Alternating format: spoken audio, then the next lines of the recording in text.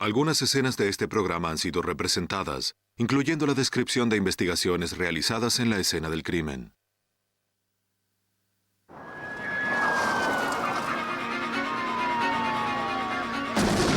Una bomba sacude al vecindario residencial matando a un policía. Todo lo que queda es 1 millón de fragmentos sin ningún motivo aparente. Las autoridades recorren las calles para resolver un homicidio, pero las claves de este crimen se encuentran a cientos de kilómetros. Cuando varias tiendas se incendian en el sur de California, los investigadores deben trabajar años hasta descubrir el plan del incendiario.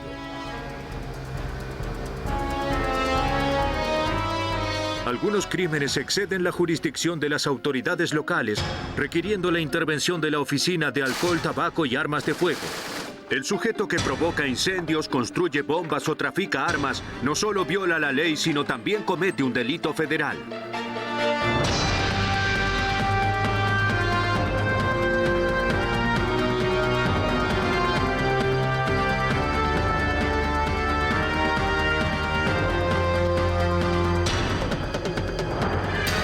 Los nuevos detectives. Casos estudiados por la ciencia forense. Hoy presentamos un delito federal. Roslindale es un tranquilo vecindario de clase media situado en las afueras de Boston, Massachusetts. Pero el 27 de octubre de 1991, la sensación de tranquilidad se perdió. Esa mañana, Thomas Jay partía con su automóvil rumbo al trabajo.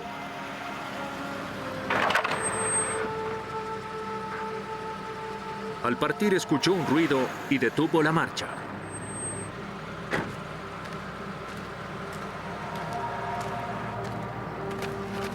Halló una pequeña caja sobre el pavimento.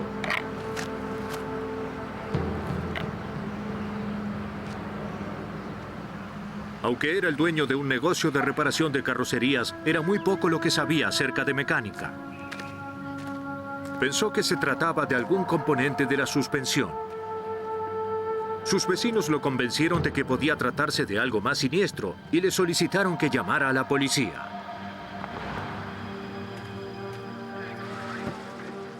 Todo controlado. Shay le contó a la policía sobre el objeto sospechoso. Iba hacia mi vehículo y cuando lo miré me pareció extraño. Ahora temía que pudiese ser una bomba. Los investigadores de explosivos, Jerry Harley y Frank Foley, examinaron la pequeña caja negra. Cada uno de ellos tenía más de 20 años de experiencia en situaciones de alto riesgo.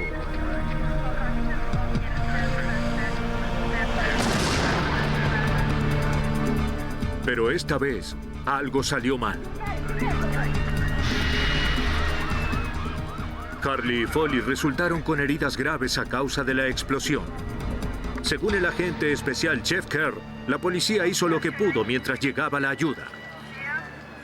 Ambos estaban conscientes, ambos tan heroicos como podían ser. Preguntaban por el otro, ¿cómo está Frank? Y Frank preguntaba cómo está Jerry. La gente del vecindario comenzó a ayudar y llamaron a las ambulancias y eso fue el principio de una investigación muy prolongada.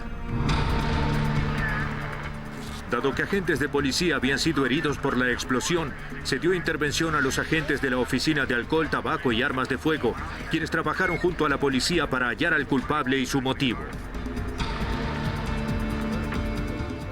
Los paramédicos intentaron estabilizar a los técnicos en explosivos. Ambos estaban muy heridos. Los llevaron al hospital más cercano. Ese mismo día, Jerry Harley murió a causa de las heridas. Frank Foley quedó mutilado de por vida. El constructor de la bomba era ahora un asesino. Los investigadores recolectaron todo vestigio de evidencia, esperando que alguna fuese lo suficientemente útil como para hallar al asesino. La mayoría de los fragmentos eran componentes electrónicos comunes. 823, 823. Interruptores, juntas soldadas, cinta aislante o baterías podían obtenerse en cualquier parte, lo que las tornaba inútiles como pistas. Los investigadores de la Oficina de Alcohol, Tabaco y Armas de Fuego intentaban encontrar algún rastro hacia la verdad entre los restos de plástico, metal y madera.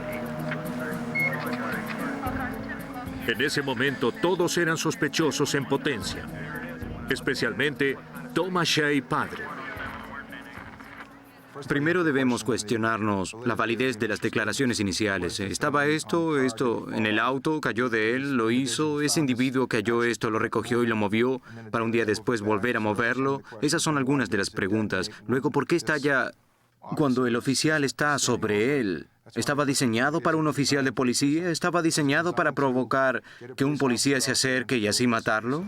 Aunque los agentes de la Oficina de Alcohol, Tabaco y Armas de Fuego debían considerar a Shea como el que colocó la bomba, él también tenía muchos enemigos. No puedes hacer nada. Vete de mi propiedad. Había tenido varios litigios. ¡Vete de aquí! En ese momento estaba involucrado en un juicio con el dueño de las cocheras donde él alquilaba espacio para su trabajo. Sal de aquí ahora mismo. Incluyeron al propietario en la lista de sospechosos. Oye, quítame ¡Sal de las aquí, manos de vamos! encima. ¡Vete de mi propiedad! Más tarde, otro miembro de la familia Shea entró en escena. Hola, Tommy. Siéntate. El hijo de Shea, Tommy, escuchó acerca de la bomba en las noticias. Corrió hacia la casa de su padre, pero cuando su compañera no le permitió ingresar, se dirigió hasta la estación de policía para averiguar qué había sucedido. ¿O por qué sucedió? Se lo notaba honestamente preocupado. Ella es como de la familia. Luego de que los investigadores le relataran lo sucedido, respondió algunas preguntas de rutina y se marchó. La Oficina de Alcohol, Tabaco y Armas de Fuego tendría que dirigir su atención hacia la evidencia física. Enviaron al laboratorio todo el material recolectado. Los investigadores hallaron lo que parecía ser el detonador. Pequeñas partículas blancas y cristalinas recubrían el objeto. Se determinó que el material era dinamita sin explotar. Los técnicos razonaron que el explosivo debió retirarse de su envase original y vuelto a empaquetar para que cupiese dentro de la bomba.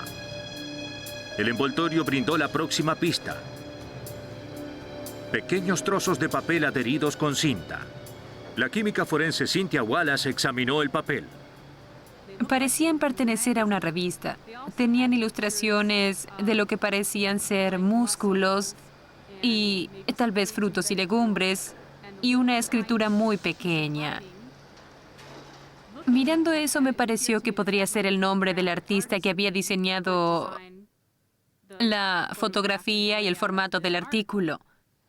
Hice que nuestra bibliotecaria me diera una lista de las editoriales de ese tipo de revistas y comencé a llamarlas. Wallace dio con el editor que había contratado a ese artista. Con su ayuda logró hallar el número y la página de la ilustración. Pidió un listado de los suscriptores locales.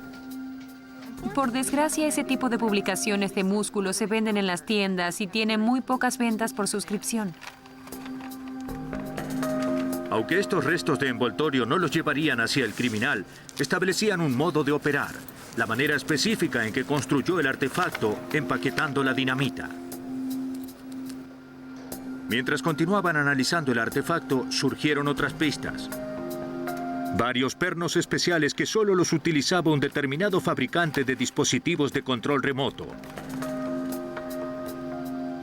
El componente se utiliza en juguetes de control remoto. Para poder conectarlo a un sistema explosivo se requieren conocimientos de electrónica. Este criminal, quien quiera que sea, había estudiado o no era su primera vez. A medida que los investigadores componían un perfil del constructor del explosivo, una nueva pista se originó en una fuente inesperada. El 31 de octubre, a 3 días de la explosión, Tommy Shea dio una conferencia de prensa. La bomba había captado la atención de todos los medios y mucho se decía acerca de su familia. Denunció que él era el objetivo de la bomba. Dijo que el criminal era un hombre al que le debía $50,000. Los dichos de Tommy eran novedosos para la policía. Nada en la investigación indicaba que Tommy pudiese ser el blanco. Señor, Tras la conferencia le pidieron que los acompañe a la estación de policía para conversar acerca del caso. Los agentes verificaron la historia de Tommy. No había evidencia que vinculase al hombre que Tommy acusaba con la bomba.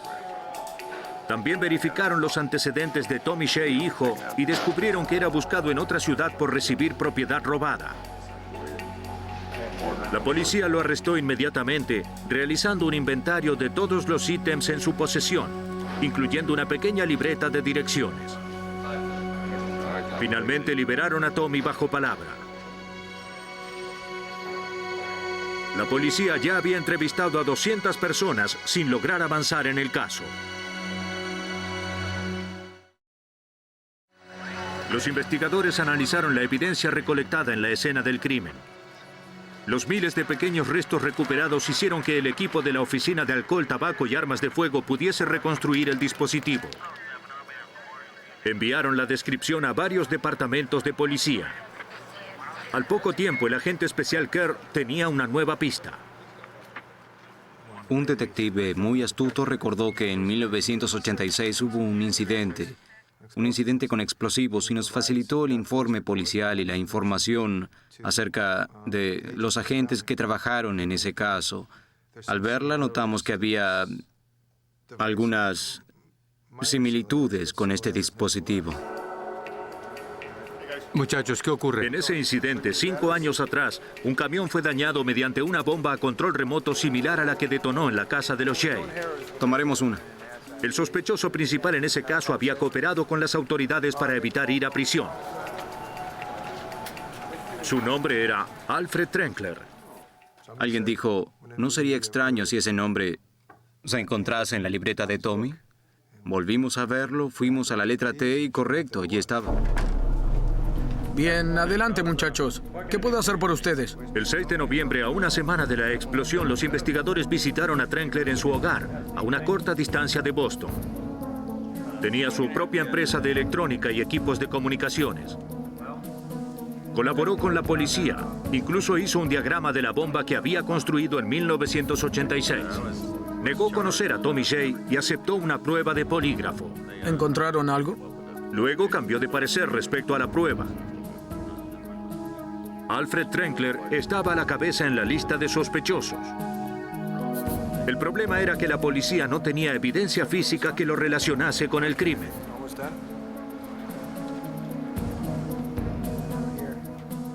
Para fortalecer el caso o para descartarlo como sospechoso, la Oficina de Alcohol, Tabaco y Armas de Fuego debía utilizar otro camino. Los investigadores de Boston sabían que el artefacto que había matado al oficial Harley era similar al construido por Alfred Trenkler. Pero no sabían si este diseño era común o si se trataba de algo único. Aquí tenemos unas cuantas piezas. Buen día, caballeros. Para averiguarlo, enviaron la información que obtuvieron en la escena del crimen al especialista en inteligencia Steve Scheid en Washington. Scheid podría colocar esta información acerca del dispositivo en la base de datos nacional, donde constan todos los informes de incidentes con bombas. La base de datos de la Oficina de Alcohol, Tabaco y Armas de Fuego revisó 14.000 eventos y extrajo 7 coincidencias. De esas 7, 5 se eliminaron por tener motivos claros o haber sido resueltos. Eso dejaba solo 2. La bomba de Trenkler en 1986 y la hallada en la entrada de la casa de Thomas Shea. Sin importar qué ecuaciones utilizaban, el resultado siempre era Alfred Trenkler. Los agentes creían que Trenkler y Tommy Shea hijo habían trabajado en la bomba, pero los investigadores tenían muy poca evidencia para relacionar a ambos. ¿Necesita un recibo? No, gracias. Muy bien, cuídese. Adiós. Los agentes visitaron tiendas de electrónicos. En una, el vendedor identificó a Tommy en una fotografía. También hallaron un recibo por mercancía adquirida el 18 de octubre, tan solo 10 días antes de la explosión. Mostraba componentes electrónicos pagados por alguien llamado Ashi, Shea con las letras alternadas. Sí, son interruptores. La tienda estaba al otro lado de la calle de donde Trenkler había estado instalando una torre de microondas. ¿Quieres una cerveza? Sí. Los agentes aún no sabían por qué Trenkler y Shea deseaban matar al padre de Tommy. ¿Para qué necesitas esto? Los malentendidos entre Shea y su padre no eran motivo suficiente. Los agentes hallaron uno mejor. la demanda de Thomas J. padre contra los dueños de la cochera. Si ganaba, se llevaría $100,000. Pintura negra. Unos días antes de la explosión, Tommy le dijo a un amigo que estaba por recibir una gran suma de dinero. ¿Cuál me dijo que era su nombre? Obtuvieron una orden de arresto para Tommy J. y Alfred Trenkler. Aunque el caso contra J. era circunstancial, los investigadores confiaban en poder ganar. Está bien. Sí, lo tengo. Tommy J. también debió pensarlo. J. confesó haber comprado los elementos para la bomba y colocarla debajo del automóvil de su padre. Dijo que Trenkler le indicó qué comprar. Trenkler construyó la bomba. Aunque la evidencia en su contra era numerosa, Alfred Trenkler negó estar involucrado. Tommy J. se declaró culpable de conspiración para causar la muerte de un servidor público y uso ilegal de explosivos. Fue sentenciado a 12 años de prisión. Alfred Trenkler se mantuvo firme. Aunque nunca confesó, fue sentenciado a cadena perpetua. En este caso, algunos de los nombres han sido alterados. 9 de diciembre de 1996. En Washington, los paramédicos acuden al lugar de unos disparos en el sector sudeste de la ciudad. Encuentran a un hombre joven inconsciente, aparentemente un hecho de violencia relacionado con las pandillas. ¡Atrás! Su nombre era Laura Henderson. Quiero que retrocedan, vamos. ¡Atrás!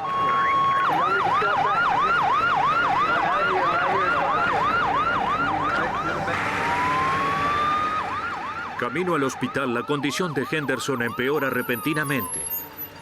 La ambulancia se detiene para que los paramédicos puedan estabilizarlo y así llegar al hospital. Una supervisora de emergencias se acerca para colaborar. ¿Puedo ayudarlos con él? Los paramédicos aceptaron gustosos. Mientras trabajaba, un hombre se acercó y exigió ver a su primo. Señor, por favor, retroceda. Le pidió que se alejase de la ambulancia. ¿Qué es eso, señor? Extrajo un arma y abrió fuego. Un paramédico luchó con el hombre, logrando quitarle el arma. ¿Dónde está ella? Ven aquí. El otro paramédico recibió un disparo en el pie.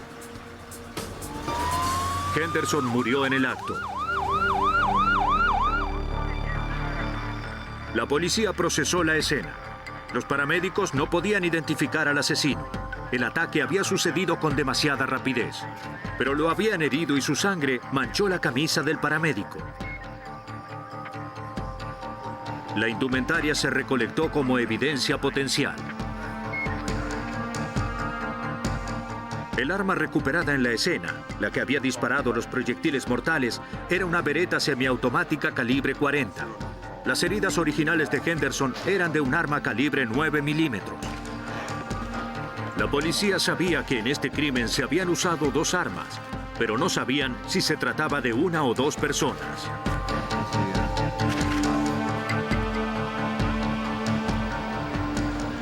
Entrevistando a los testigos potenciales y vecinos de la zona, se logró la pista que resolvió el caso.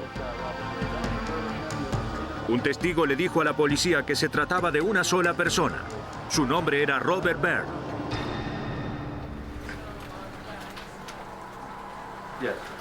Unos días más tarde, una informante, creyendo que ya era seguro hablar, relató a la policía que en la noche de los disparos escuchó que Byrd le solicitaba a un amigo que ocultase un arma en la casa de su madrastra. ¿Cuánto hace que conoce al señor Byrd? Cuéntame qué ocurrió. ¿Por qué?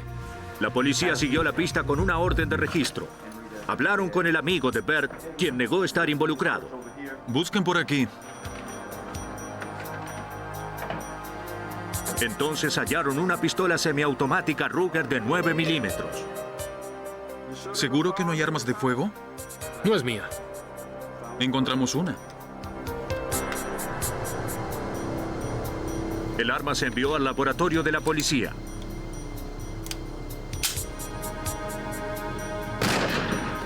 Luego de dispararla, las pruebas de balística confirmaron que esa fue el arma utilizada para herir a Laura Henderson.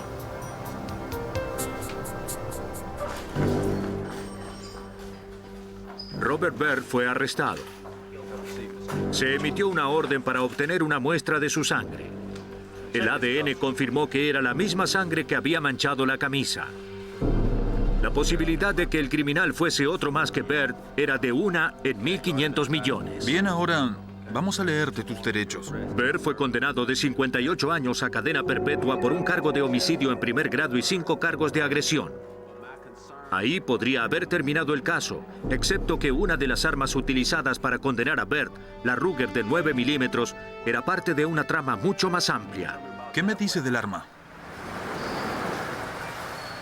La ciudad de Washington tiene uno de los índices más altos de violencia por uso de armas de fuego. A pesar de las estrictas leyes que prohíben las armas de fuego, logran llegar a las calles y muchas veces terminan en las manos de miembros de pandillas. En los últimos 5 años, más de 2.000 personas fueron asesinadas en el Distrito de Columbia. Es tarea de la Agencia de Alcohol, Tabaco y Armas de Fuego evitar que estas armas se distribuyan, interrumpiendo su tráfico desde el origen. Una vez que las armas alcanzan las calles, pueden aparecer en cualquier parte.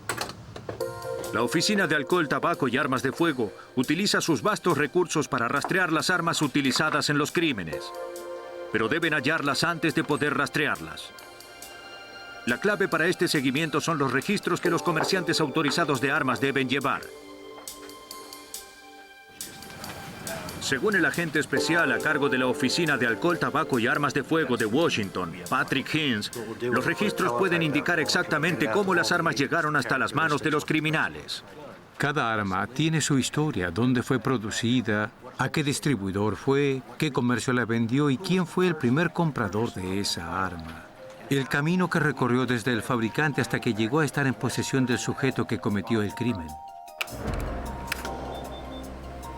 Las armas se rastrean por sus números de serie, pero muchas de las armas recuperadas en las escenas del crimen tienen sus números de serie limados. Antes de poder realizar un rastreo de rutina, los científicos del laboratorio forense de la Oficina de Alcohol, Tabaco y Armas de Fuego deben recuperarlos. Ese es el trabajo de la especialista en armas y estampados Elizabeth Gillis en el laboratorio de Rockville, Maryland.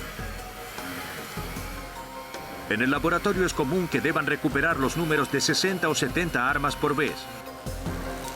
Aunque aparentemente no hayan restos de los números, Gillis generalmente logra recuperarlos. El proceso de estampado modifica la estructura molecular del metal, dándole una especie de memoria. Solo se requiere de un estímulo para recuperarla. Luego de alisar y limpiar la superficie donde estaba el número que fue limado, se la trata con un reactivo químico. Dado que el proceso de estampado del número de serie debilita el metal en la superficie del arma, el reactivo ataca al metal debilitado a una velocidad distinta que al metal en el resto del arma.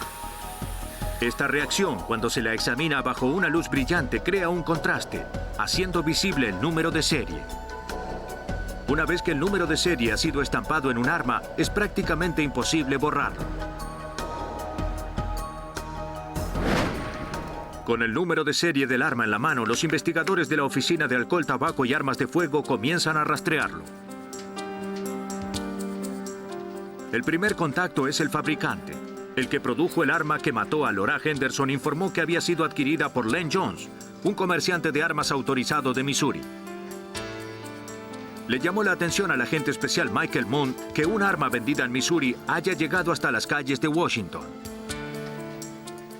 Missouri no es uno de los estados que conocemos como origen de las armas que se trafican en el Distrito de Columbia. Casi la mitad de las armas que se recuperan en el Distrito de Columbia provienen de los estados de Maryland y Virginia. El resto de las armas provienen de los estados del sur del país.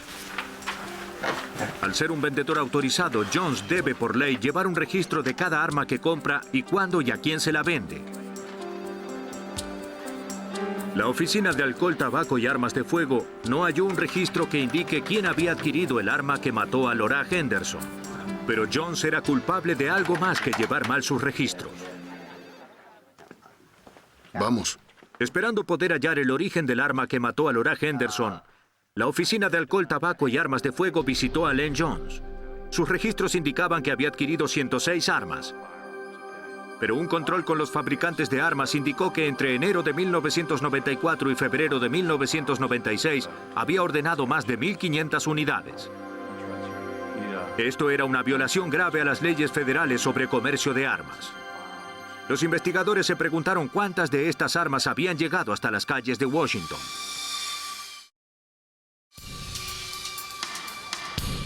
No pasó mucho tiempo hasta que lo descubrieron.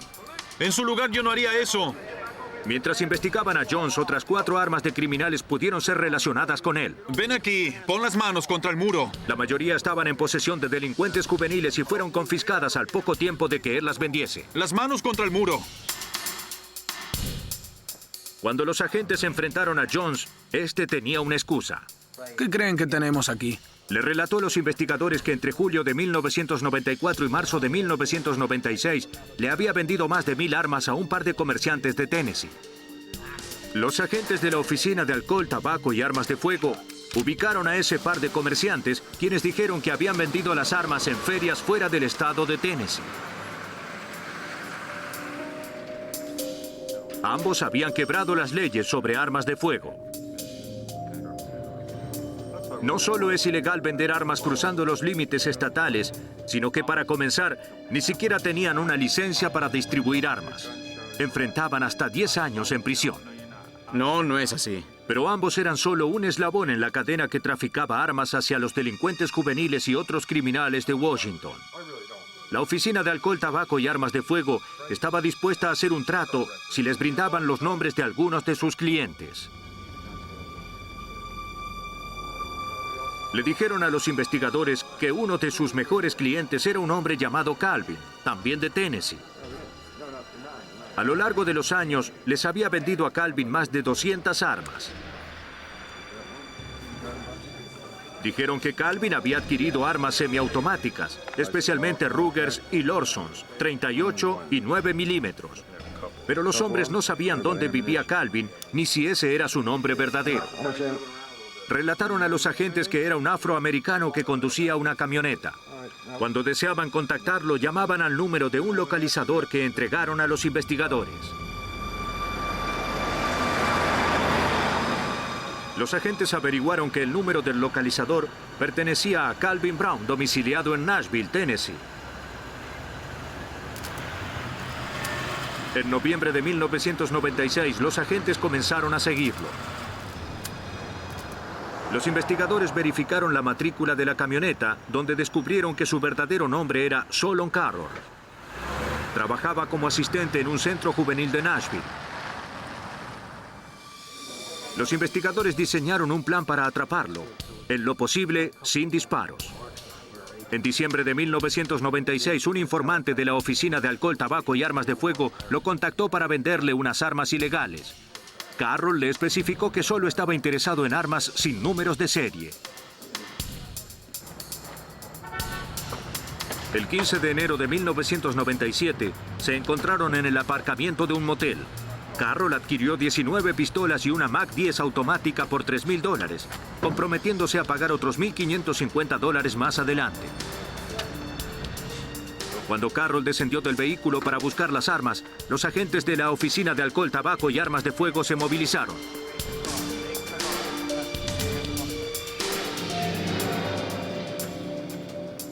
Enfrentado a 20 años en una prisión federal, Carroll admitió haber vendido más de 200 armas a miembros conocidos de pandillas en Washington. ¿Qué crees que esos jóvenes hacen con las armas? 20 habían sido recuperadas de criminales juveniles. Los crímenes cometidos con esas armas incluían robo, asalto armado y homicidio. Una de esas armas había sido vendida por Solon Carroll al miembro de una pandilla de Washington.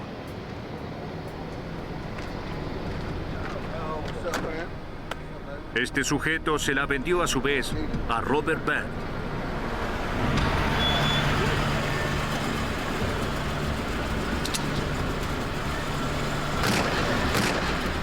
Byrd la utilizó para asesinar a Laura Henderson. Como resultado de un esfuerzo conjunto de la Oficina de Alcohol, Tabaco y Armas de Fuego y la Policía de Washington, hasta la fecha se recuperaron 109 armas vendidas por Carroll. La mayoría de las armas ilegales que Carroll adquirió continúan en manos de criminales. Los investigadores prosiguen con el caso. Len Jones fue condenado a 16 meses por venta ilegal de armas. Los comerciantes de Tennessee evitaron ir a prisión colaborando con la Oficina de Alcohol, Tabaco y Armas de Fuego. Solon Carroll fue sentenciado a 5 años en prisión y 3 años bajo libertad supervisada. En su sentencia, el juez lo denominó el traficante de la muerte.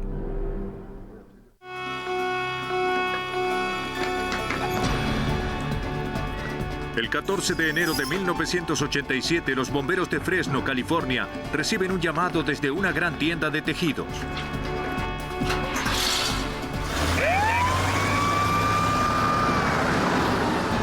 Fue el comienzo de una serie de fuegos sospechosos. Durante los próximos 4 días, 7 incendios ocurrieron o fueron iniciados en Fresno, Tulare y Bakersfield.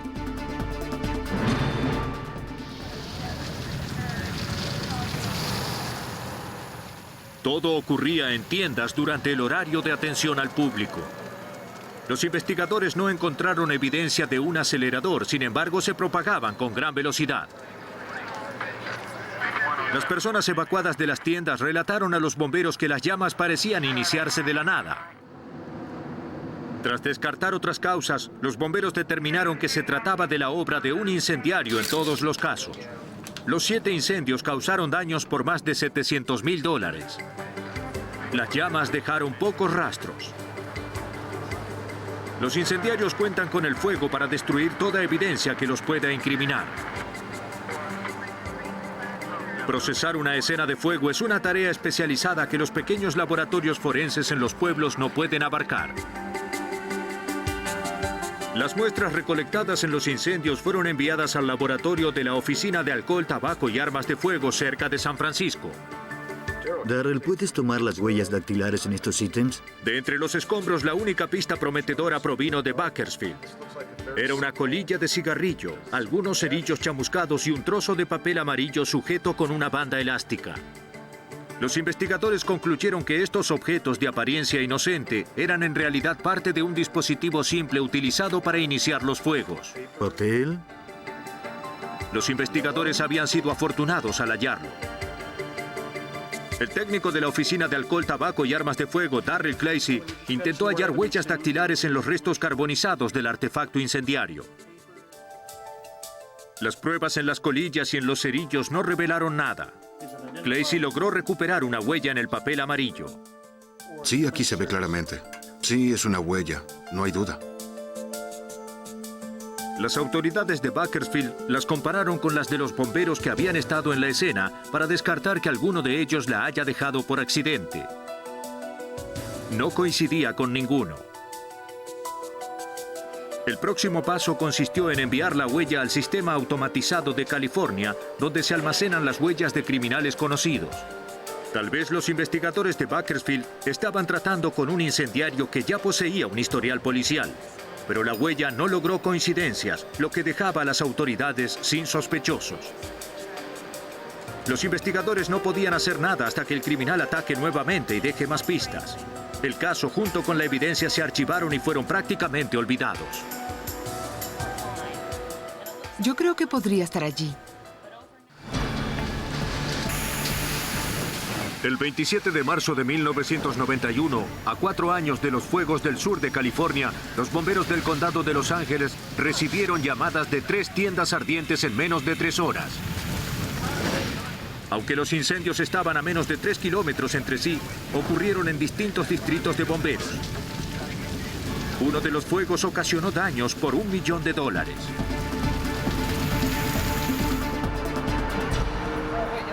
En otro de los incendios, los investigadores hallaron restos de un dispositivo de tiempo confeccionado con un cigarrillo y papel amarillo. El patrón sospechoso de los incendios podría haber pasado desapercibido de no ser por la policía del condado de Los Ángeles, que tenía jurisdicción sobre toda el área. El alguacil sospechó que se trataba de un incendiario en serie y notificó a la Oficina de Alcohol, Tabaco y Armas de Fuego. Los agentes revisaron los registros de las diversas estaciones de bomberos que investigaban estos fuegos sospechosos. Buscaron otros incendios que tuviesen el mismo patrón. Hallaron más de lo esperado. Durante los últimos 4 meses se habían incendiado 5 tiendas en Los Ángeles y sus alrededores. Todos los incendios seguían el mismo patrón. Todos comenzaron durante el horario de atención al público. No había aceleradores y estaban cerca entre sí y la autopista.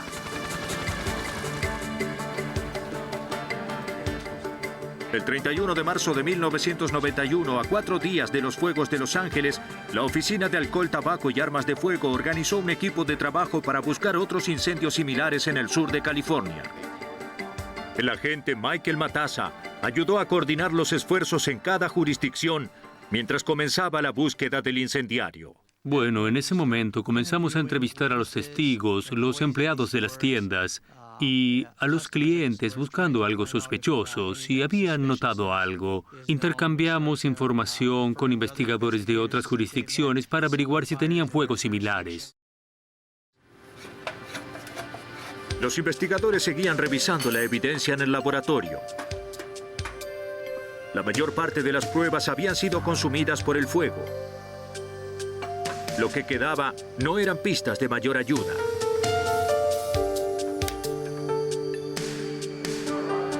Como parte del esfuerzo, el investigador de la Oficina de Alcohol, Tabaco y Armas de Fuego fue enviado a la reunión mensual del Equipo Regional de Ataque e Investigación de Fuego, o FIRST, según su sigla en inglés. Compartió la información que había obtenido en su equipo de trabajo y le preguntó a los miembros del equipo regional si tenían algo que agregar. Uno de ellos tenía mucho para decir. Había estado a cargo de la investigación de 1987, cuando el laboratorio forense de la Oficina de Alcohol, Tabaco y Armas de Fuego había logrado recuperar la huella en el papel amarillo del incendio de Bakersfield. El investigador revisó sus registros. Al comparar los fuegos, descubrió que los incendios sospechosos habían ocurrido próximos a las conferencias de investigadores de incendios de California. Aún más, encontró que los incendios habían seguido rutas desde las conferencias hacia el sur, hacia Los Ángeles. El significado era aterrador. La Oficina de Alcohol, Tabaco y Armas de Fuego tendría que estudiar ahora la posibilidad de que el incendiario en serie que buscaban fuese uno de los investigadores.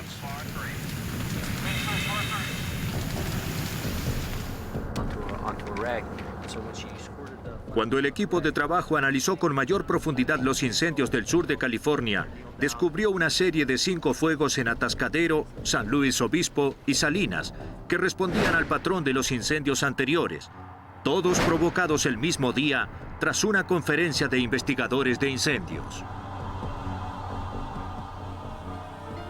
A medida que la Oficina de Alcohol, Tabaco y Armas de Fuego recibía los registros de otros distritos del sur de California, el patrón se hacía más evidente. Descubrieron que un total de 5 dispositivos de retardo se habían recuperado en estos incendios. Todos habían sido construidos con cigarrillos, cerillos y papel amarillo. Ahora que habían logrado una conexión física entre los incendios, los agentes recuperaron la huella del 87 desde su agencia de Fresno y la enviaron al sistema automatizado del alguacil de Los Ángeles, cuya base de datos incluye a los empleados estatales además de los criminales. Esta vez la computadora produjo una coincidencia, pero no era motivo de alegría. En un segundo control se confirmó la triste conclusión. La huella pertenecía a un investigador de incendios, John Orr. Uno de los profesionales más respetados de California, era ahora el principal sospechoso de los incendios de 1987, 1989 y 1991. Orr, un veterano con 17 años en el Departamento de Bomberos de Glendale, se había ganado la reputación de el Sherlock Holmes de los investigadores de incendios. Había entrenado a miles de investigadores de primera línea. Era difícil de creer que Orr fuese el responsable de iniciar docenas de incendios a lo largo de 4 años. Ocasionalmente te encuentras, al igual que en cualquier otra profesión, con alguien que fue por el mal camino, pero alguien de su reputación y tan conocido durante tanto tiempo, quiero decir, no lo podíamos creer. Buscaron otra explicación. Los investigadores que trabajaban con Orr pensaron que él tal vez se había olvidado de utilizar guantes al procesar la evidencia. Cuando se encontraba en plena investigación era común que manipule todo lo que pudiera estar relacionado con el caso. Pero Orr no había trabajado en los fuegos de 1987 no había registros de que siquiera hubiese visto la evidencia. Parecía que la única manera de que la huella de Orr pudiese llegar al dispositivo era que él mismo lo hubiese colocado. Los investigadores debían considerarlo el sospechoso principal. Se requería de una investigación más profunda para probar la inocencia de Orr o demostrar su culpabilidad. Todo lo que tenían era una huella en solo un dispositivo. A fin de verificar su paradero cuando se iniciaban los fuegos, los investigadores revisaron los registros horarios de Orr en el departamento de bomberos de Glendale. Los registros podían darle a Orr una coartada. Si se encontraba en la estación, no podía haber iniciado los fuegos, pero en todos los casos se hallaba fuera de la estación en algún lugar no especificado. 70, código 6. Mientras lo seguían, pudieron ver cómo adquiría cigarrillos. John Orr no fumaba. A pesar de la evidencia que lo incriminaba, construir un caso no iba a resultar fácil. Orr conocía de este tema tanto como ellos. Sabíamos que cuando llegase el momento de interrogarlo, como él lo había hecho antes, sabría qué esperar de la entrevista. En realidad debíamos reunir tanta evidencia circunstancial como nos fuese posible para probar que nadie más que él podía ser el culpable, y eso es lo que hicimos. Armados con una fotografía del sospechoso, los investigadores regresaron a las escenas de los incendios de 1987, 89 y 91. Sí. Esperaban poder hablar con cualquiera que recordase haber visto a Orr. Encontraron algunos testigos oculares. Varios empleados lo señalaron como un cliente que había estado en las tiendas antes de los incendios. ¿Necesita ayuda? En una de las tiendas teníamos a un empleado que decía haberlo visto cargando algo de papel en una mano. El papel amarillo era parte del dispositivo. Nos dijo que el color del papel que llevaba era amarillo. Estoy buscando muestras de tejidos. Los testigos colocaron a Orr en la escena de 2 de los fuegos. En ambos casos había sido visto en las tiendas poco antes de que se incendien. Entonces, la Oficina de Alcohol, Tabaco y Armas de Fuego recibió los informes forenses de los dispositivos recuperados en fuegos anteriores. El laboratorio había identificado una firma. Esto quiere decir que los dispositivos estaban construidos del mismo modo, con los mismos materiales. Las conclusiones fueron que el incendiario no necesitaba de un acelerador, ya que ubicaba estos dispositivos entre productos inflamables dentro de las tiendas. El dispositivo estaba diseñado para iniciar los fuegos lentamente, generando brasas que luego provocaban las llamas. Esto le daba al incendiario suficiente tiempo como para abandonar el edificio antes que el fuego se propague. La construcción del dispositivo era sencilla, pero indicaba que quien lo hizo tenía conocimientos profundos acerca del fuego. El análisis forense concluyó que los dispositivos eran obra de un solo individuo, un sujeto responsable por daños valuados en más de $18 millones. La base de datos de la Oficina de Alcohol, Tabaco y Armas de Fuego no podía relacionar estos dispositivos con la firma de ningún otro incendiario. El informe despejó todas las dudas que los investigadores podían tener acerca de la participación de Orr en los horribles hechos.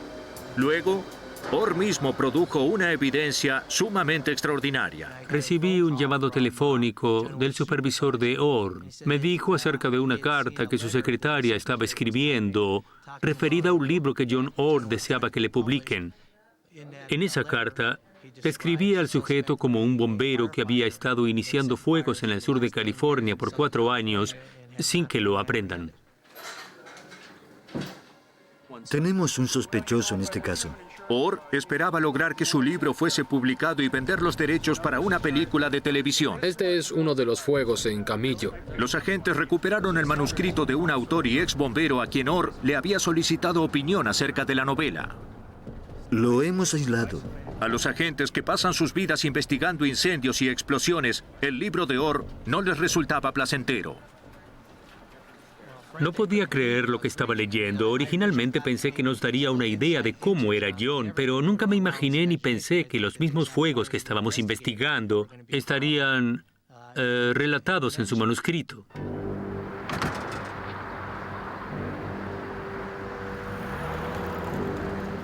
Los agentes de la Oficina de Alcohol, Tabaco y Armas de Fuego arrestaron a John Orr el 4 de diciembre de 1991. Los oficiales que revisaron su camioneta hallaron papel amarillo, cerillos, bandas elásticas y cigarrillos de la misma clase que los utilizados en los dispositivos. En su casa hallaron videos de fuegos intencionales aún bajo investigación. Estaban filmados a corta distancia. La evidencia era concluyente, dejando una sola pregunta sin respuesta. Estábamos preocupados por saber el motivo de sus actos. Estábamos convencidos de que lo había hecho. Teníamos mucha evidencia que lo incriminaba. Queríamos que nos diga el porqué, pero nunca lo dijo. En 1992, Orr fue condenado por iniciar 3 incendios y sentenciado a 30 años de prisión. En septiembre de 1998, Orr fue condenado por homicidio cuando los investigadores lo relacionaron con un incendio de 1984 que había costado las vidas de 2 empleados de la tienda, una mujer anciana y su nieto de 2 años de edad. El jurado no se decidió a favor de la pena de muerte por 8 votos contra 4. Orr fue sentenciado a cadena perpetua. No hay crimen que no deje huellas.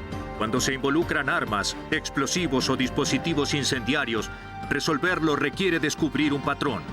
Es la tarea de la Oficina de Alcohol, Tabaco y Armas de Fuego ensamblar la escena completa y atrapar al culpable.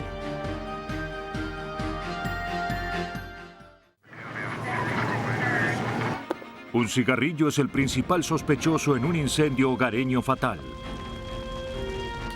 Pero los detectives pronto descubren que no se puede culpar al tabaco por esta muerte. ¿Podrán basar un caso de homicidio en estas cenizas? Aquí el comando, adelante. Un fuego sospechoso se cobra la vida de 2 niños y enfrenta a los padres.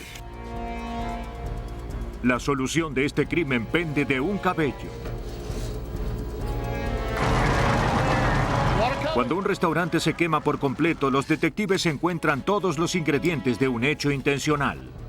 Pero ¿quién preparó este incendio que mató a 2 bomberos? No veo ningún proyectil. Las temperaturas extremas y los torrentes de agua son enemigos de los investigadores. Sin embargo, sobre estos restos humeantes logran transformar las brasas en llamas de justicia.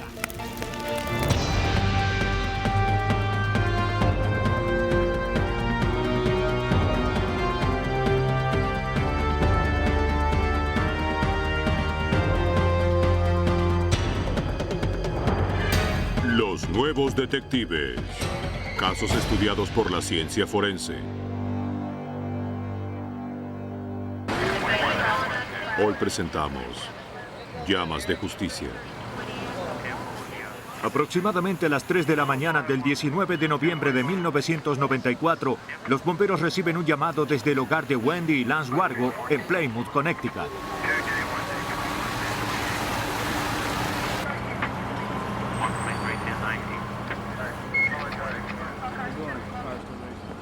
Lance Wargo logró escapar del fuego con sus hijos.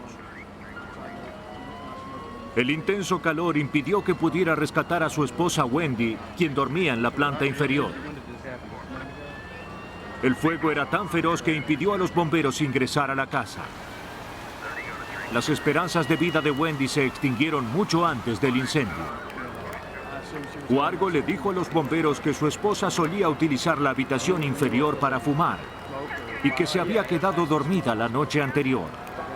Dado que la víctima era fumadora, los investigadores debían considerar que el fuego se inició por un cigarrillo descuidado. Cuando se extinguieron las llamas, los bomberos hallaron los restos de Wendy sobre el sillón de la habitación inferior.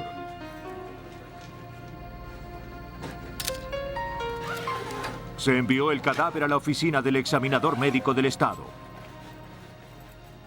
Miren esta zona aquí. Mientras tanto, los investigadores de causa y origen recorrían la escena. Aunque un cigarrillo aparente ser la causa del incendio, cuando hay muertes deben realizar una investigación completa. No había cortocircuitos ni pérdidas de gas.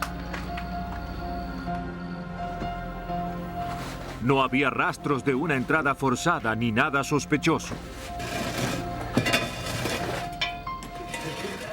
Trabajando en áreas de menor a mayor daño, los investigadores concluyeron que la habitación inferior era el centro de este infierno. Por favor, toma una muestra de la alfombra allí abajo.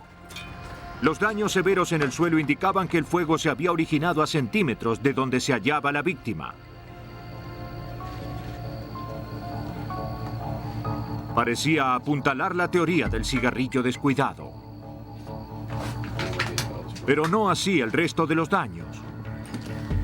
El ennegrecimiento parejo del cielo raso y las paredes indicaban que la habitación había llegado al punto de ignición espontánea. Una temperatura tan elevada que todos los elementos inflamables se incendian simultáneamente. Las llamas habían quemado a unos 930 grados.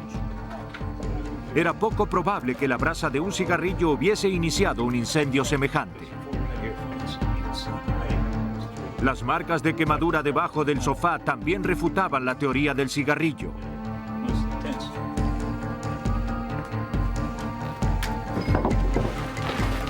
El mobiliario normalmente crea áreas protegidas, pero las marcas en este suelo no correspondían al lugar del sillón.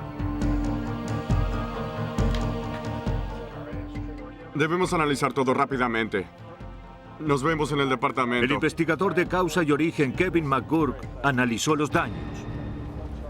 El suelo de madera estaba quemado en una zona recta, con líneas bien demarcadas y hoyos quemados en forma vertical. A mi entender, solo pudo ser causado por el uso de algún acelerador líquido. Con la esperanza de hallar el acelerador, se tomaron muestras del suelo en diversas zonas de la casa y se enviaron al laboratorio forense.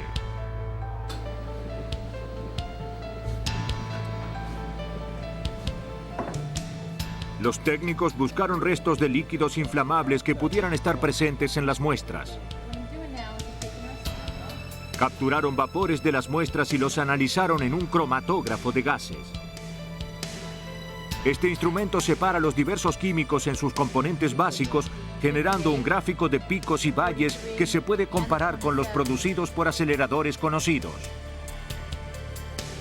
En este caso, ninguna de las muestras liberó restos de aceleradores.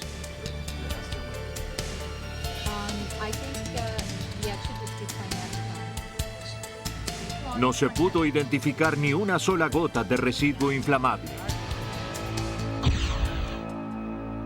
Los resultados negativos no indicaban que no se hubiese usado un acelerador. La ignición espontánea normalmente consume todo a su paso, especialmente los líquidos combustibles.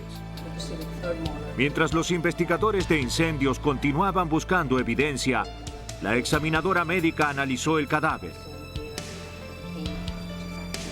En Connecticut, deben efectuar una autopsia a todas las personas que mueran en forma accidental si no hubo un médico presente.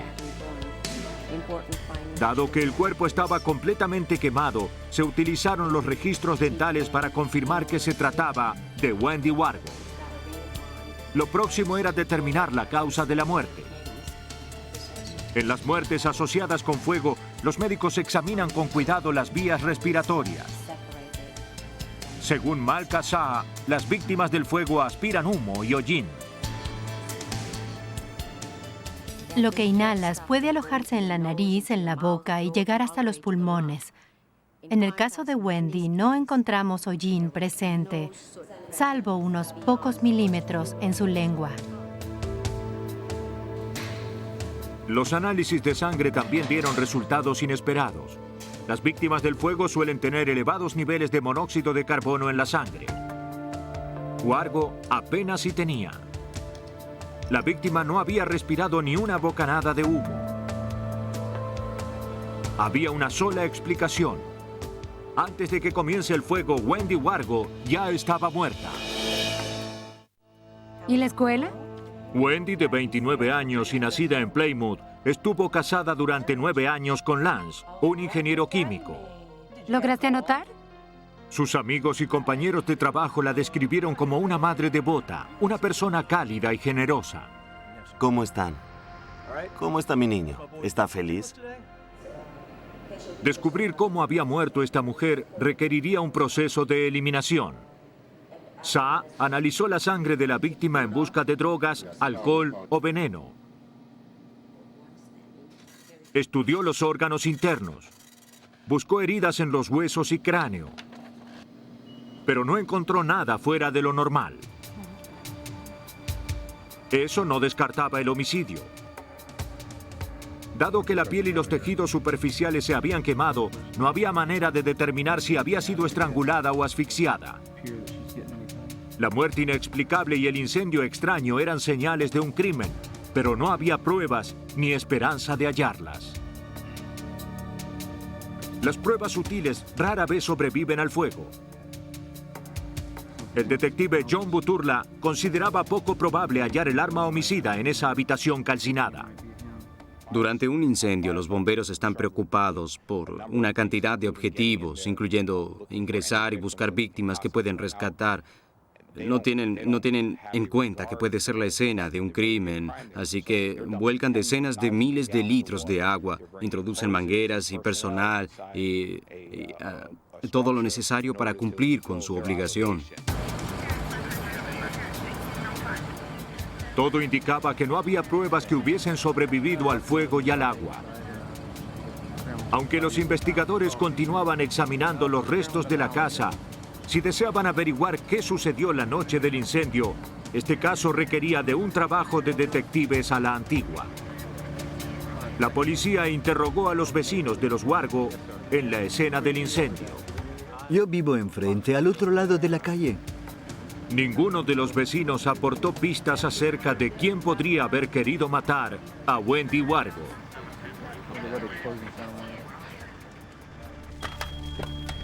Lance Wargo le dijo a los investigadores que un detector de humo lo despertó.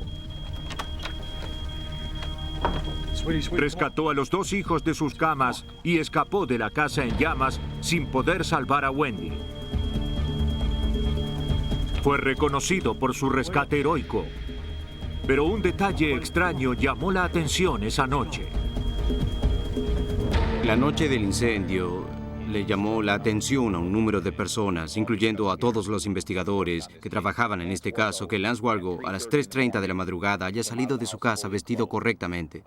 La mayoría de las personas a las 3:30 de la madrugada, si deben abandonar sus casas, no salen vestidas de ese modo. Sí, me dormí mientras miraba televisión. ¿Cuándo, se preguntaban, halló el tiempo para abrochar su camisa y atar sus zapatos? Y regresé por ella. ¿Suele dormir con zapatos? Luego me quedé dormido en la silla. La imagen impecable de Lance comenzaba a caer. La policía investigó la vida familiar de Wendy Wargo. Wendy, tuve un día duro. Descubrieron que ella le había entregado los papeles de divorcio a su esposo solo 18 días antes de su muerte. Escucharon a Lance decir que prefería matarla antes que permitirle llevarse a los niños. Lance Wargo era el principal sospechoso, pero la policía aún no tenía pruebas. Para determinar si su divorcio inminente era un motivo suficiente para matar, los investigadores obtuvieron una orden de registro para la habitación del motel donde se hospedaba con sus hijos. Seguro. Pasen, todo está por allí a la izquierda. Recogieron las prendas que vestía la noche del incendio. ¿Estos son los pantalones que usabas anoche? Sí. La única posibilidad de relacionar al sospechoso con el crimen era hallando restos de sangre o de algún acelerador. La vestimenta se analizó en el laboratorio, pero los resultados fueron negativos. Los investigadores no hallaron nada inusual en ella. Aunque sospechaban de Lance Wargo, no tenían ninguna prueba. La investigación había alcanzado un punto muerto. Era completamente inocente, como él decía, o había cometido un crimen casi perfecto.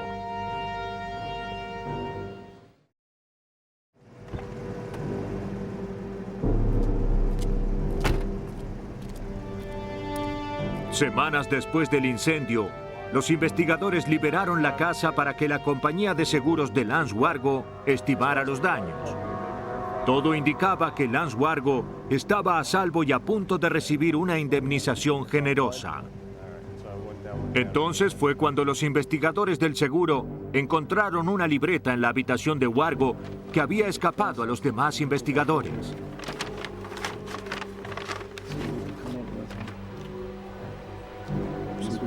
Tenía varias páginas de notas en clave. Los investigadores analizaron las abreviaturas.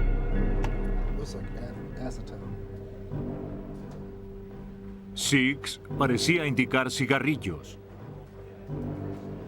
Había referencias a cuerdas, guantes, máscara, ensayo. Era el libreto en taquigrafía de un asesinato. Entre las notas se hallaron las abreviaturas de diversos químicos del hogar que se pueden usar como aceleradores. Los investigadores regresaron a la casa en busca de estos químicos. En la cochera de Wargo encontraron uno. Oh, sí. En la casa hallaron la botella fundida de otro. Los investigadores habían hallado los ingredientes letales de un acelerador. La escritura en la libreta incriminaba aún más a Lance Wargo y sugería que había planeado este llamado accidente. Examinando una vez más la casa, se descubrió que Wargo había mentido. Él dijo que se había despertado por el detector de humo. Sin embargo, los daños en el cableado del detector hicieron que los investigadores dudaran que eso hubiera ocurrido.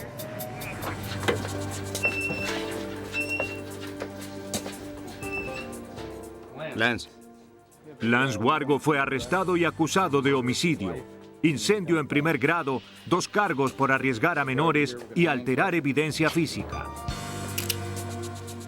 Su fianza se fijó en $1 millón. Los detectives descubrieron que unos días antes del incendio, Wargo había participado en su trabajo de un seminario acerca de seguridad en caso de fuego. Aparentemente utilizó esos conocimientos junto con su experiencia como químico para planear y cubrir un asesinato.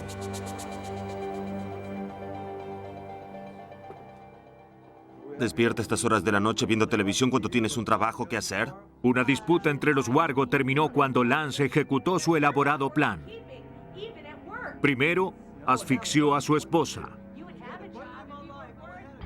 Luego, inició el fuego para ocultar su crimen.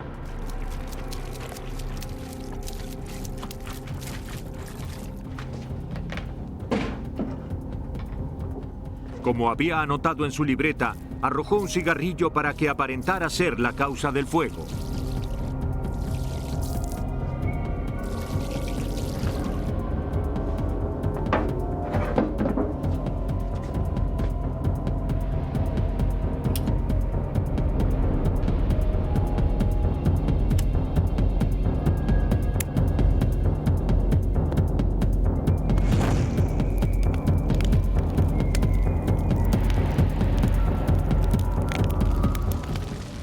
El esposo fue hallado culpable de 6 cargos en relación a la muerte de Wendy Wargo. Fue sentenciado a 50 años en prisión.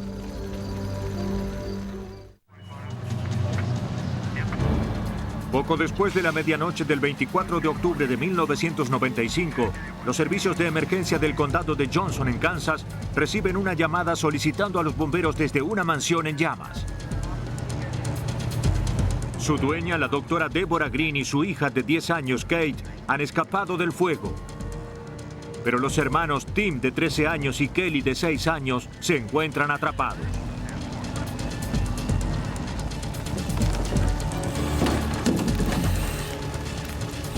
La primera prioridad de los bomberos era rescatar a los niños, pero estaban en una zona de ingreso muy difícil. Las llamas cubrían la mitad de la casa, atravesando el techo y escapando por las ventanas de la segunda planta. La única vía de ingreso era el sótano. Al intentar escalar hacia la primera planta, se encontraron con un denso humo negro. Al poco tiempo de recorrer el sótano, el techo comenzó a desplomarse. De permanecer allí, ellos también serían víctimas del incendio. El capitán Maurice Mott no tuvo más alternativa que retirar a sus hombres. Teníamos el fuego atravesando el techo y escapando por las ventanas de la primera y segunda planta de la residencia. Temíamos que toda la estructura colapsara. Mott y su equipo aceptaron que los niños no podían estar con vida.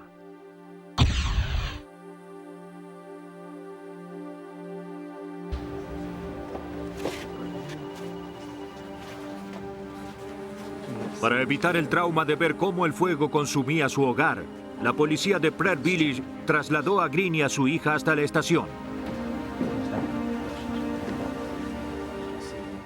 Bien, cuéntenos qué ocurrió. Fui allí y había mucho humo. Entonces Green le dijo a la policía que poco después de la medianoche se retiró a dormir en la habitación principal de la primera planta. Una alarma la despertó. Al abrir la puerta encontró el pasillo repleto de fuego y humo. Dijo que cerró la puerta y escapó hacia la terraza. Quédense en la habitación, llamaré a los bomberos. Escuchó a su hijo pidiendo ayuda por el intercomunicador, pero no podía llegar hasta él. Entonces sonó la alarma de incendio. Green le dijo que permaneciera en su habitación y aguardara el rescate. Era el detector de humo. Al igual que su madre, a Kate la despertó la alarma de incendio. Cuando vio el denso humo negro que avanzaba por el pasillo, decidió escapar por una ventana de la habitación. Trepó sobre el techo de la cochera y saltó hacia el parque. Su hermano y hermana nunca lograron salir de sus camas. A las 5 de la mañana, cuando lograron extinguir el fuego, los bomberos hallaron los cuerpos de Kelly y Tim. Los enviaron para la autopsia. ¿Por qué primero no tomamos unas fotografías? Los examinadores médicos determinaron que ambos habían muerto envenenados por monóxido de carbono al inhalar humo. El fuego que cobró sus vidas había sido muy veloz y de alta temperatura. Dentro de la primera hora, había consumido el techo y reducido el interior a restos calcinados. El motivo por el que ensamblamos un equipo... El tamaño de la casa, el alto grado de daños y las dos víctimas hacían que este caso escape a los recursos de la ciudad. En unos 560 metros cuadrados de la casa... Las autoridades de Pratt Village convocaron a un equipo de investigadores, policías y bomberos de condados en Kansas y Missouri. Los investigadores de causa y origen examinaron los restos de la casa. Los rastros en las paredes indicaban que había subido con gran velocidad. Analizaron y fotografiaron cada habitación en los 560 metros cuadrados de la mansión.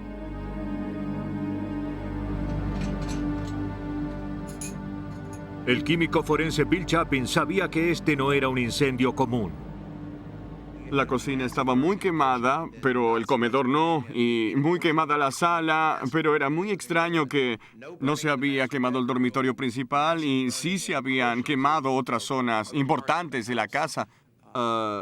Era una combinación extraña que para un incendio doméstico no tenía ningún sentido.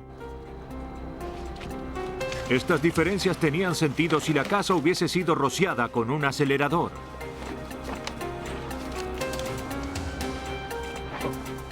El daño y el flujo irregular del fuego sugerían que había sido intencional. Pero primero el equipo de tareas debía considerarlo un accidente. Las tuberías de gas se encontraban en orden. Los ingenieros electrotécnicos determinaron que no hubo cortocircuitos. Mientras excavaban en los restos, los investigadores encontraron quemaduras que denominan piel de cocodrilo, profundas y con forma de escamas. Demostraba que eran los patrones provocados por el derrame de un acelerador líquido.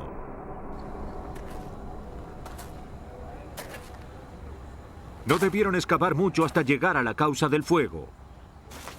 Quienquiera que haya sido no ocultó el combustible. Hallaron botellas de anticongelante, líquido para encender carbón y alcohol por toda la casa.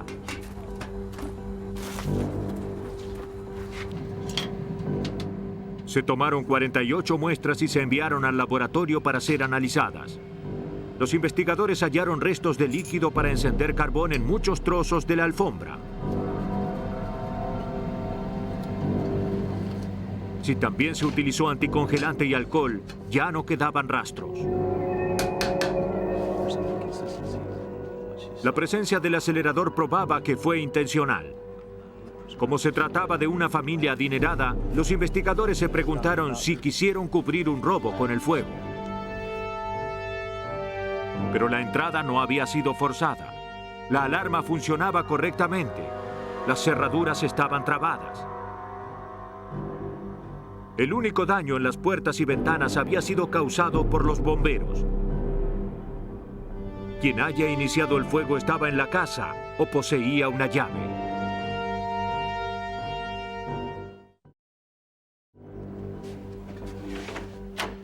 Los investigadores determinaron que un incendio intencional destruyó la casa de la doctora Green y mató a 2 de sus hijos. Ahora quedaba por descubrir quién lo hizo. Mientras el equipo continuaba excavando en la casa, los detectives investigaban a sus antiguos ocupantes. La policía volvió a interrogar a Deborah Green.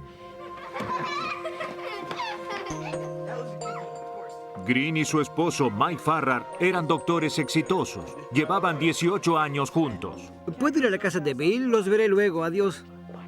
Tras el nacimiento de su tercer hijo, ella dejó la medicina para dedicarse a ser una madre de tiempo completo. Adiós. A lo largo de los años, el matrimonio ya no era feliz. 3 meses antes del incendio, Farrar le comunicó que tenía una amante y deseaba el divorcio. La familia comenzó a desmoronarse. Green le dijo a la policía que esa noche, poco antes de irse a dormir, había sostenido una discusión telefónica con su esposo. Eso fue todo. Apreciamos que haya venido. La policía citó a Mike Farrar en la estación para hacerle más preguntas. Un café. ¿Puede servirnos un café? Seguro. Tengo un par de preguntas para usted. ¿Podría darme algunos detalles acerca de lo que ocurrió aquella noche? Les contó que la noche del incendio había estado con sus hijos. Muy bien. Buenas noches, Dulce. Los dejó en la casa y luego regresó a su apartamento. Buenas noches. Adiós, papá. Llamé a mi esposa. Los registros telefónicos probaban que Farrar había estado en su apartamento poco antes de la medianoche, pero no podía demostrar dónde había estado luego. Le grité, luego ella me gritó. Rápidamente acusó a Green diciendo que ella era mentalmente inestable y capaz de iniciar un incendio. La policía lo dudaba. Su enojo con Deborah Green le daba un motivo. Las llaves de la casa le daban el medio, pero Deborah tenía los mismos motivos y los mismos medios.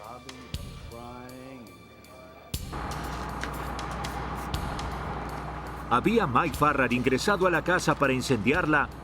¿O era Deborah quien lo había hecho para acusar a su esposo y hacer el papel de víctima? Solo la evidencia recuperada en el lugar podía develar la verdad. Mientras continuaban excavando, los investigadores hallaron 4 sendas marcadas que atravesaban la casa y terminaban en la entrada de la habitación de Deborah Green.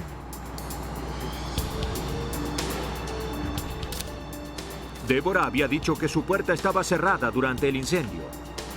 Dijo que escapó por una puerta posterior cuando vio el humo.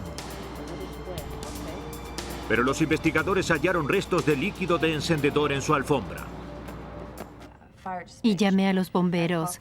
No solo los restos del acelerador conducían a su habitación, sino que las marcas de las quemaduras en su alfombra no pudieron hacerse con la puerta cerrada. ¿Y luego qué sucedió? Se incendió. Las pistas en la puerta sugerían que Deborah era culpable, pero no era un caso para nada sencillo. El equipo necesitaba más evidencia para determinar cuál de los esposos era culpable de iniciar el fuego que mató a los niños. Los investigadores desarrollaron un plan. Se había rociado tanto acelerador en la casa que probablemente había provocado una pequeña explosión al encenderse. Era posible que quien haya iniciado el fuego tenga quemaduras. Ni Green ni Farrar tenían heridas a la vista. Pero algunas quemaduras solo se ven bajo el microscopio. Los investigadores tomaron muestras del cabello de Deborah Green y Mike Farrar.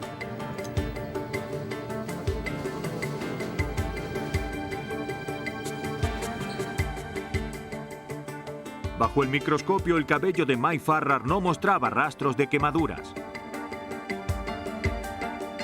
Sin embargo, el cabello de Green se hallaba muy chamuscado. Chapin realizó varias pruebas para descartar otros orígenes de las quemaduras. Hicimos algunas pruebas para determinar a qué temperatura el cabello se chamuscaría del modo en que se encontraba el de ella. Intentamos calentar el cabello y... bueno, saben acercarlo a tantos centímetros de la fuente de calor, calentándolo con planchas, haciéndolo de diversos modos para ver cómo se chamuscaba el cabello en cada caso. Para dañar el cabello de esa manera, debió estar expuesto a una llama directa. Green había dicho a la policía que nunca estuvo cerca del fuego. Los forenses probaron que no era verdad. Las mentiras de Green salían a la luz. La policía había atrapado a su incendiaria. De entre los restos caóticos, el equipo logró reconstruir sus acciones desesperadas y mortales. Green estaba hastiada de la relación con su esposo. Las intimaciones del divorcio fueron las chispas que encendieron su furia. La mesa del comedor sobre la que vertió alcohol y otros aceleradores estaba recubierta por los documentos de divorcio. Desató su furia en las zonas de la casa que más afectarían a Mike Farrar. Su piano, su escritorio y, lo más trágico, sus hijos.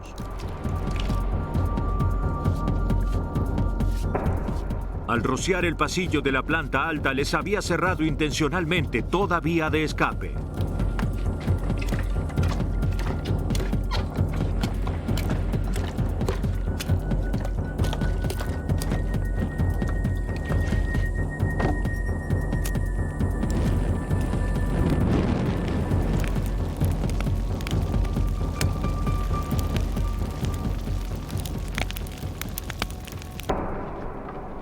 La policía citó a Green en la estación bajo la excusa de necesitar ayuda con la investigación. Cuando llegó, la arrestaron. El equipo nunca pudo comprender la furia que llevó a quien fuera una doctora brillante a asesinar a sus hijos. Pero la astuta reconstrucción de la escena logró que Deborah Green pague por el crimen. Enfrentada a la enorme cantidad de evidencia forense, Green se declaró culpable para no ir a juicio. Deborah Green está cumpliendo una sentencia de cadena perpetua.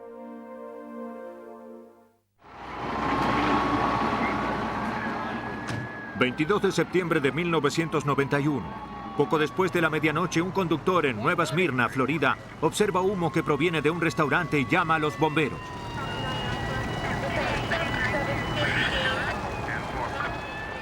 En 5 minutos, los camiones de bomberos se encuentran al restaurante de mariscos y carnes Tormis envuelto en llamas. Bien, ahora tengan cuidado. Los incendios son impredecibles, pero este era especialmente traicionero. El intenso calor y las igniciones espontáneas complicaban la labor de los bomberos. El incendio se descontroló.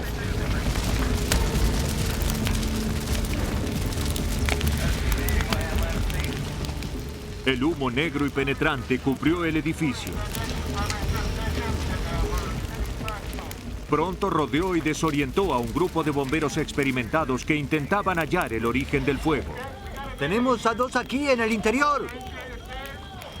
Alejados de sus compañeros, 2 bomberos buscan en vano una salida de ese infierno.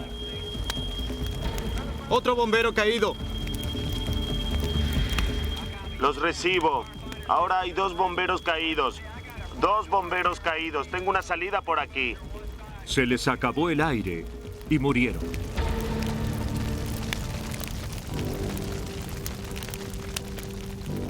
El restaurante en llamas se había convertido en una trampa mortal para esos 2 bomberos.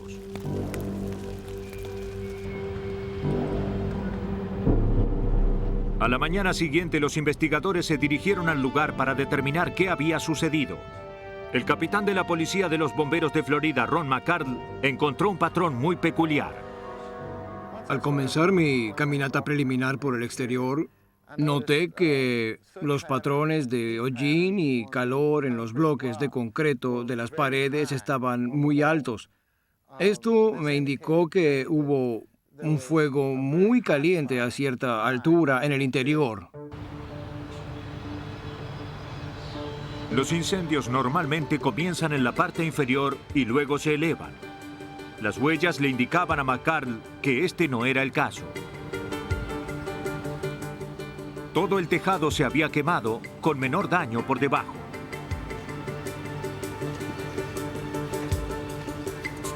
Para determinar el origen del fuego, un investigador de incendios debe descubrir los restos de a una capa por vez, estableciendo así una secuencia. A medida que el fuego avanza, los restos encendidos del cielo raso y techado caen hacia el suelo.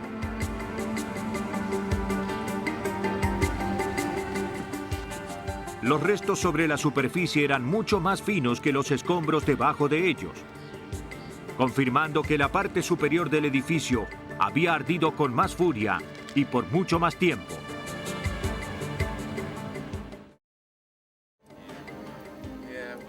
El propietario del restaurante Stormy's desde hacía 3 años era un hombre llamado Biff Atter. Trabajaba especialmente durante el verano. La tragedia ocurrió sobre el final de la temporada. Bien, ahora recorramos esto. Cuando Atter estuvo en el restaurante esa noche, todo parecía normal. ¿Te gusta? Concluyó sus negocios y luego partió con su novia hacia una reunión.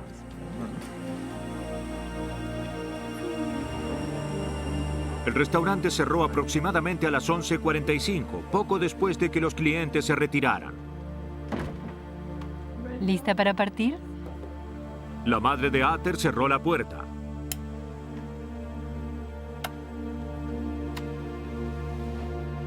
Los empleados no vieron, ni oyeron, ni olieron nada fuera de lo habitual, tanto dentro como fuera del edificio. Buenas noches. 15 minutos más tarde, las llamas devoraban el restaurante. Dado que 2 bomberos habían muerto en el incendio, este caso pasó a ser un asunto federal. La Oficina de Alcohol, Tabaco y Armas se unió a la investigación. Estuvieron de acuerdo con las autoridades locales en que el fuego debió iniciarse por encima del cielo raso. Esta situación inusual fue la que sorprendió a los 2 bomberos que murieron.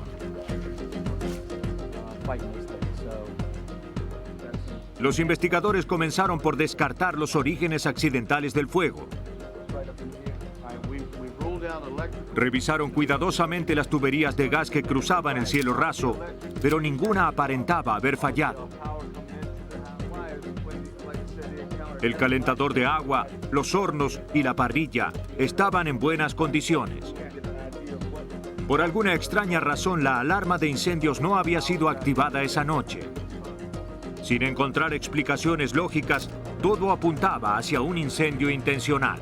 Los incendios accidentales y los provocados son muy diferentes. Los incendios accidentales comienzan muy lentamente. Comenzará con una brasa.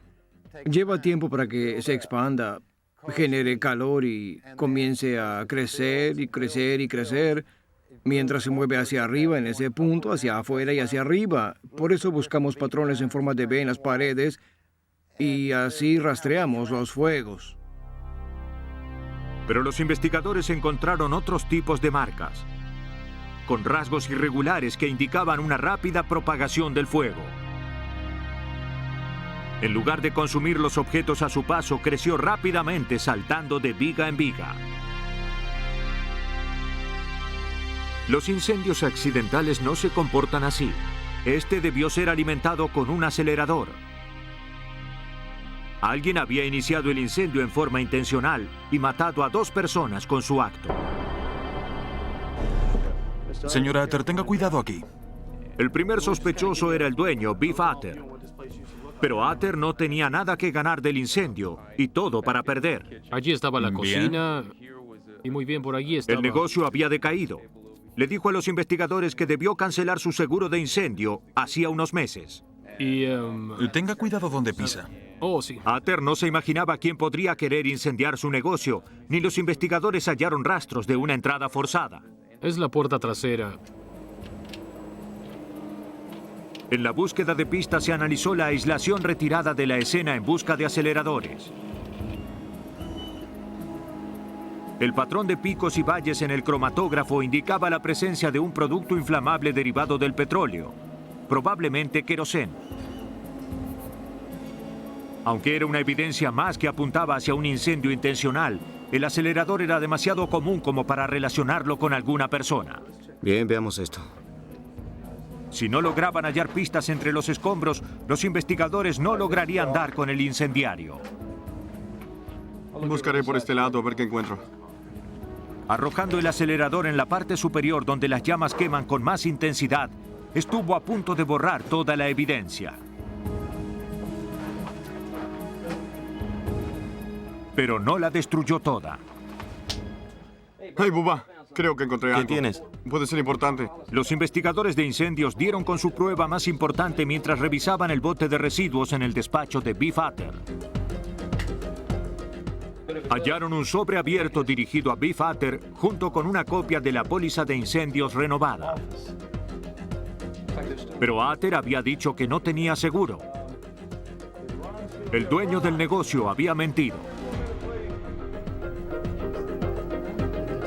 El fiscal federal Paul Byron, a cargo del caso por el doble homicidio, verificó si Atter podría haber quemado el edificio para cobrar el seguro.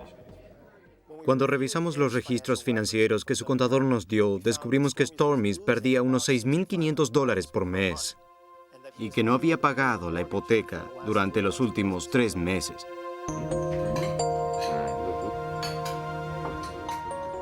Aunque Atter vivía cómodamente, no había pagado sus cuentas por varios meses. Los empleados no cobraban sus salarios con regularidad. No. Los proveedores solo le vendían contrapagos en efectivo. Deberé renunciar. No, por favor, Debo ahora buscarme no. otro trabajo. La propietaria de la hipoteca planeaba recuperar el edificio. No puedo. La policía entrevistó a la dueña del edificio.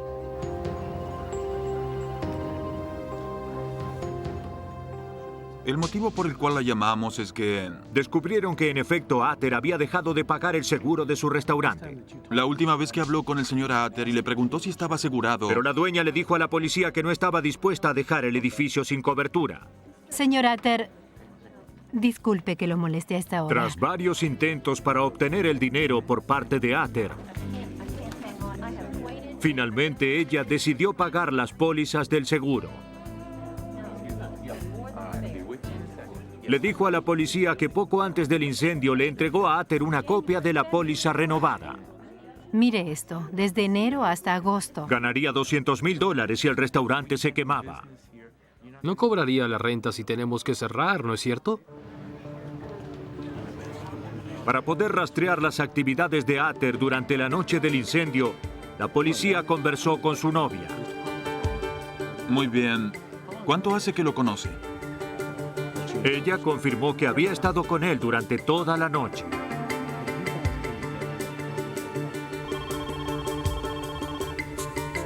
Incluso había documentación que lo probaba,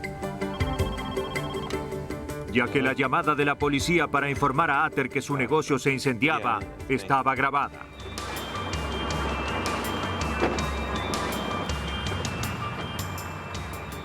El seguro les daba a los investigadores un motivo para quemar el restaurante, pero la evidencia no identificaba al incendiario.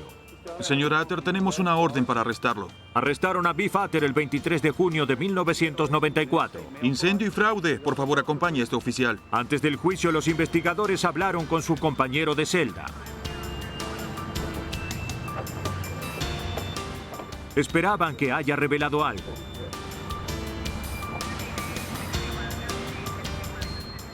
Había hablado, pero no había dicho mucho. Ater no mencionó nombres, pero como confesó otro recluso, admitió estar involucrado. El compañero de celda testificó en el juicio de Biff Ater.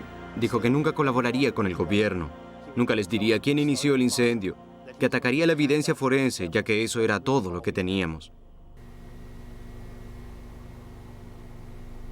Resultó que la evidencia forense fue más que suficiente para armar el caso. Los fiscales creían que Ater le había pagado a un incendiario profesional para quemar Stormies y así cobrar los $200,000 del seguro. Ater dejó la alarma de incendios desconectada esa noche y estableció una buena coartada con su novia.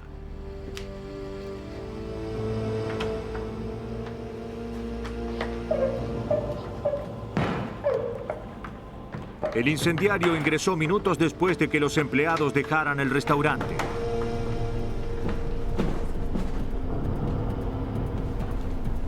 Introduciendo el acelerador en el cielo raso, esperaba producir un incendio tan feroz y violento que todas las huellas de su crimen se quemarían.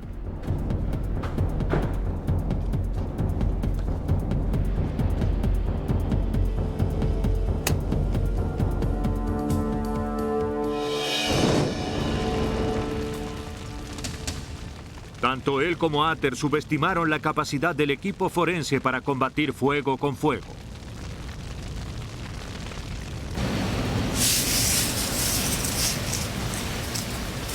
Un jurado encontró a Ater culpable de conspiración, incendio y utilizar el fuego para cometer una felonía federal. Se negó a identificar al incendiario. Ater fue sentenciado a 15 años en una prisión federal. Su cómplice puede aún estar provocando incendios.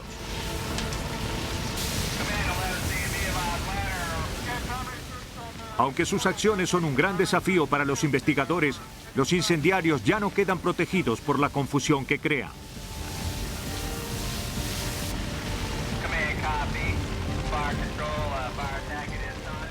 Utilizando las últimas técnicas forenses, los investigadores han revertido el peso de la prueba para estos criminales, combatiendo estos feroces incendios con llamas de justicia.